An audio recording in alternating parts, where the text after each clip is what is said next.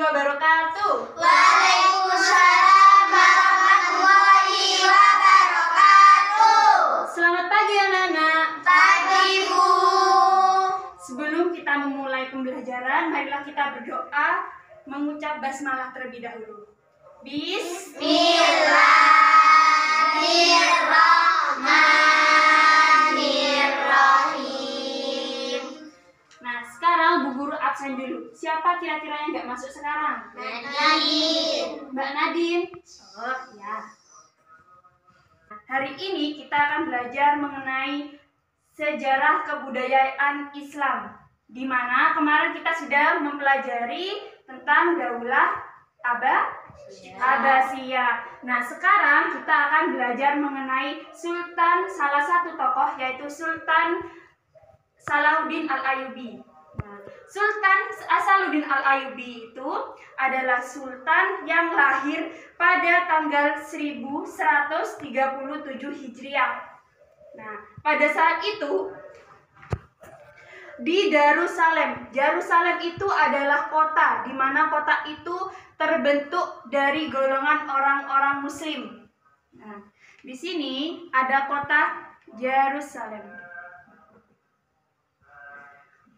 Kota Darussalam ini berada di suatu kota, yaitu Palestina.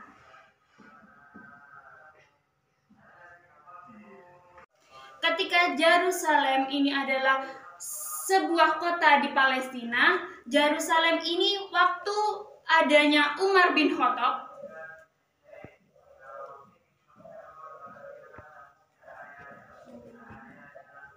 kota ini terkenal sangat berbasis Islam.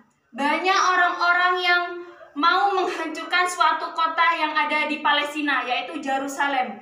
Nah, saat Umar bin Khattab ini tidak menjabat lagi sebagai kepemimpinan, Umar bin Khattab ini, Darussalam ini diperangi oleh sesosok pasukan salib. Nah, ketika pasukan salib ini datang menghampiri semua orang yang ada di sana, semua orang di sana itu dibunuh. Dibunuhnya gimana? Orang perempuan dibunuh, anak-anak kecil dibunuh, orang dewasa maupun orang-orang pasukan itu semuanya dibunuh oleh pasukan salib. Nah, setelah itu lahirlah yang namanya Sultan Hasanuddin Al-Ayyubi. Sultan Hasanuddin Al-Ayyubi itu lahir pada 1137 Masehi. Nah, kira-kira di sini ada yang tahu Sultan Hasanuddin Al-Ayyubi? Sultan Salahuddin Al-Ayyubi adalah salah satu seorang pemimpin yang sangat disegani oleh masyarakat dan seorang pemimpin perang. Ya, Sultan Hasanuddin Al-Ayyubi yaitu adalah seseorang pasukan atau pemimpin pasukan yang membela atau pemimpin suatu perang. Nah, di sini waktu itu Sultan Al-Ayyubi ini belajar selama 10 tahun di Damaskus, yaitu suatu kota yang berada jauh dari Darussalam di dalam suatu kota Palestina. Nah, setelah itu pada tahun 1830 Masehi, Salahuddin ini menjadi pemimpin. Nah, ketika menjadi pemimpin, dia memimpin dua wilayah. Nah, dua wilayahnya itu ada Suriah dan Mesir. Nah, ketika itu pula pada tahun 1187 Masehi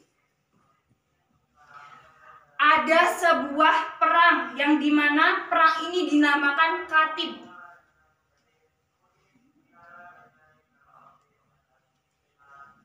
Khatib atau Hattin. Nah, Hattin ini adalah perang pasukan pemimpin yang diketuai oleh Sultan Salahuddin Al-Ayyubi. Nah, ketika itu pada hari ini pun ada peperangan, di mana peperangan itu Sultan Hasanuddin dan salah satu ketua pasukan salib berdiskusi mengenai perjanjian. Perjanjiannya itu adalah Kristen dan Islam itu akan menjadikan salah satu kehidupan yang bertoleransi. Jadi Kristen itu menghargai Islam, sedangkan Islam menghargai Kristen. Sudah paham anak-anak? Paham. Nah sekarang Bu Guru kasih contoh videonya. Dengan membantai umat muslim hingga puluhan ribu orang. Wanita, orang tua, dan anak-anak pun ikut menjadi korban kebrutalan mereka. Pada situasi seperti ini, lahirlah seorang pahlawan Islam yang akan merebut kembali kota Yerusalem dari tangan pasukan. Nah, di sini terlahirlah Sultan Salahuddin Al-Ayyubi. Nah, Sultan Salahuddin Al-Ayyubi ini terlahir pada 1137 Masehi. Nah, lahirnya Sultan Salahuddin Al-Ayyubi. Dia adalah Salahuddin Al-Ayyubi. Nah, sosoknya bisa dibilang seperti ini. Beliau Sultan Salahuddin Al-Ayyubi itu adalah orang yang giat dalam memperjuangkan Islam. Meskipun dia dibilang apapun di dalam suatu kota itu, Salahuddin tetap memperjuangkan agama Islam di kota Yerusalem yang berada di kota Palestina. Sosoknya sangat Salahuddin Al-Ayyubi terlahir dari keluarga Kurdis di kota Tikrit pada tahun 1137 Masehi. Masa kecil Salahuddin Al-Ayyubi selama 10 tahun. Nah, di sini ini adalah salah satu sosok Salahuddin waktu berumur masih seperti kalian. Nah, di sini Salahuddin ini belajar seperti kalian umur 18 tahun. Selama belajar seperti ini, dia belajar tentang perekonomian serta bidang-bidang arsitektur. Nah, beliau belajar selama 10 tahun yang ada di Damaskus. Dihabiskan untuk belajar di Damaskus di lingkungan dinasti Zaki. Pada tahun 1169 Masehi, Salahuddin menjadi pemimpin Mesir, dan pada tahun 1183 Masehi, Salahuddin menjadi pemimpin Suriah. Dengan dikuasainya dua wilayah besar, terbukalah jalan untuk menaklukkan Yerusalem. Pada tahun 1187 Masehi, Salahuddin Al-Ayyubi memimpin pasukan muslim dalam Perang Hattin. Perang Hattin merupakan perang. Di sini ini ada kejadian yang namanya Perang Hattin. Perang Hattin ini sudah dipimpin oleh Sultan Salahuddin Al-Ayyubi. Nah, di sini ada peperangan pasukan Sultan Salahuddin Al-Ayyubi berperang kepada perang pasukan Salib. Terbesar Salahuddin Al-Ayyubi karena perang ini melibatkan ribuan pasukan dari pihak Muslim dan dari pihak pasukan Salib. Perang ini berakhir dengan kemenangan bagi pasukan Muslim.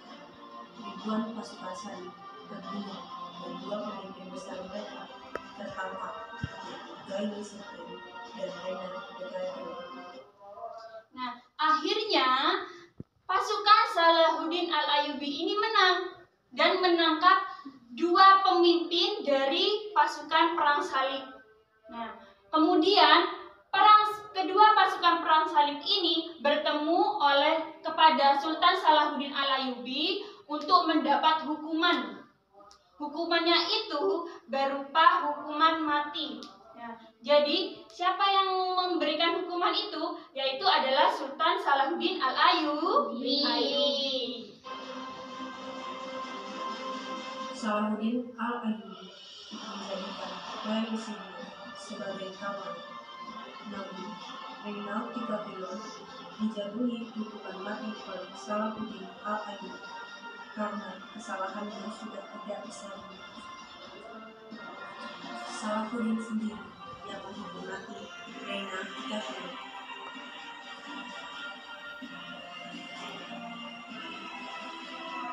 Setelah kemenangan perang Hadar, maka terbukalah jalan bagi pasukan Muslim untuk menaklukkan kota Yerusalem.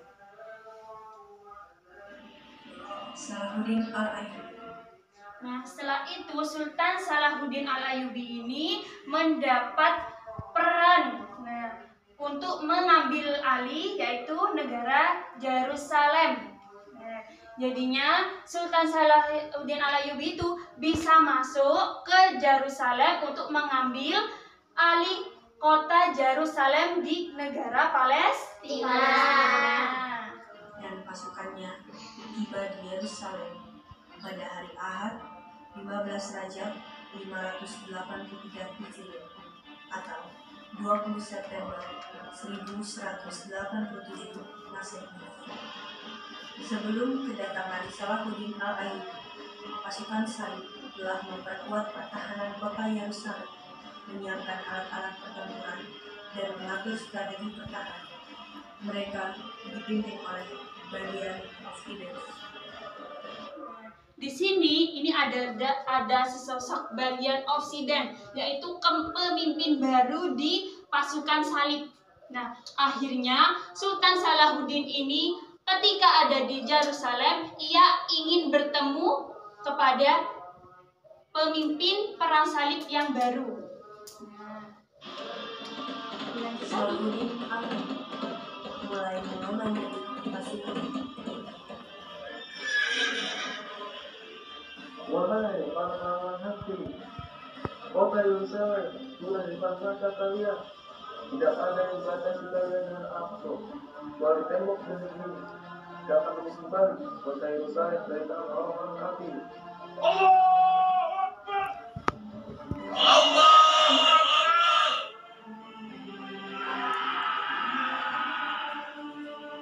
Peperangan dimulai.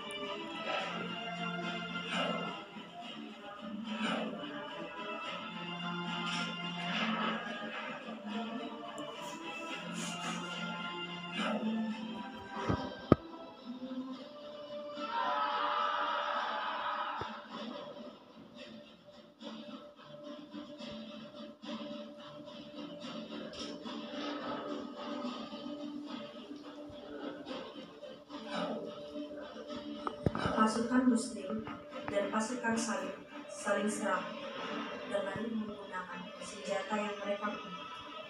Pasukan Muslim lebih mendominasi pertempuran itu. Dan puncaknya, ketika tembok Yerusalem roboh, pasukan Muslim menyerang ke dalam tembok.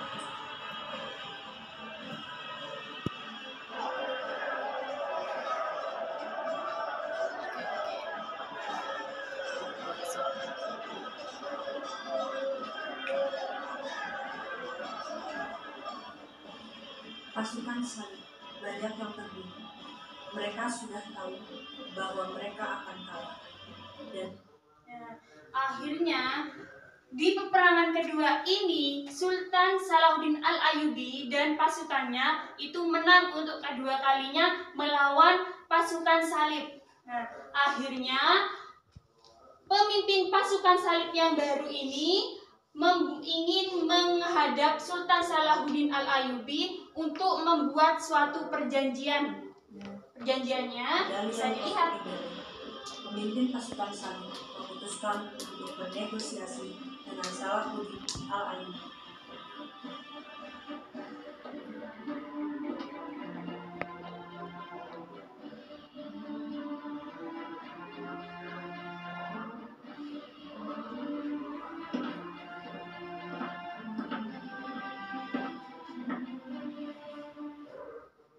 Akankah engkau mempertahankan kota ini? Sebelum aku kehilangannya, aku akan membakar kota ini sampai habis. Tempat sucimu, kami semua yang ada di Yerusalem. Aku ragu itu tidak akan membuat lebih baik jika engkau lakukan. Kamu akan menghancurkannya. Setiap bangunan demi Tuhan, kami akan menyembelih anak-anak dan perempuan-perempuan kami, membakar rumah-rumah dan harta benda kami. Setelah itu, kami akan menghancurkan kubah batu dan Masjidil Aqsa dan situs-situs lainnya. Dan kami akan membunuh para tawanan muslim, jumlahnya mencapai 5.000 orang.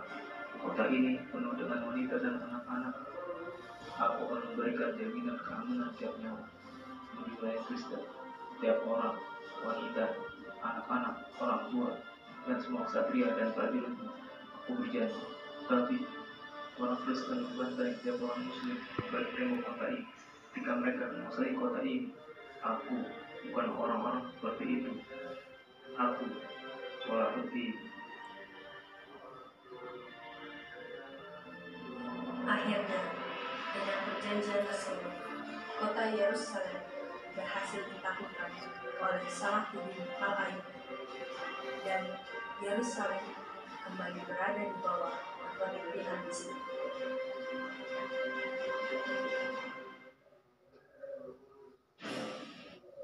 Nah, sudah, Salahuddin Al-Ayyubi ini dapat disimpulkan adalah orang yang giat dalam memajukan Islam dan orang yang giat untuk mengambil lagi kota Yerusalem. Jadi kita harus meneladani salah satu tokoh, yaitu Salahuddin Al-Ayyubi. Nah, di sini ada yang ingin ditanyakan. Bu, di mana saja wilayah yang dikuasai oleh Sultan Salahuddin Al-Ayyubi? Sultan Salahuddin Al-Ayyubi ini memimpin atau menaklukkan 2 kota. Yang pertama yaitu kota Mesir, dan yang kedua itu adalah kota Suriah. Nah, kota Mesir dan kota Suriah ini adalah 2 wilayah yang sudah dipimpin oleh Salahuddin Al-Ayyubi. Sudah dipahami, Mas Asbin? Sudah. Ada lagi yang mau ingin ditanyakan? Ya, Mbak Miranda. Perjanjian yang sudah dibicarakan, apakah itu demi bersatunya agama Kristen dan Islam, Bu? Iya. Perjanjian itu adalah suatu perjanjian seorang Yahudi dan pemimpin orang Islam. Pemimpin orang Islam itu tadi siapa ya? Salahuddin Al-Ayyubi. Nah, dan yang kedua itu ada yang namanya pasukan Yahudi atau pasukan Kristen. Nah, pasukan ini perjanjiannya, waktu itu perjanjiannya pasukan Yahudi ini bilang bahwa kami akan membunuh, sebelum kami meninggalkan Yerusalem ini, kami akan membunuh orang-orang yang ada di kota ini, orang-orang Islam yang ada di kota Yerusalem. Setelah itu, kaum Salahuddin Al-Ayyubi itu berkata, janganlah kamu membunuh salah satu ataupun semua orang yang ada di kota Yerusalem. Saya selaku Sultan Salahuddin akan membenahi dan membentengi semua orang-orang Kristen maupun orang Islam untuk menjadikan orang-orang yang lebih baik dan orang-orang yang bisa bertoleransi antara umat agama Islam dan umat agama Kristen. Ada yang ingin ditanyakan kembali? Tidak ada. Nah, kalau begitu, sebelum kita akhiri pembelajaran hari ini, marilah kita membaca Alhamdulillah. Alhamdulillahirabbil alamin. Kita bertemu minggu depan, kurang lebihnya mohon maaf. Wabillahi taufiq wal hidayah. Wassalamualaikum warahmatullahi wabarakatuh.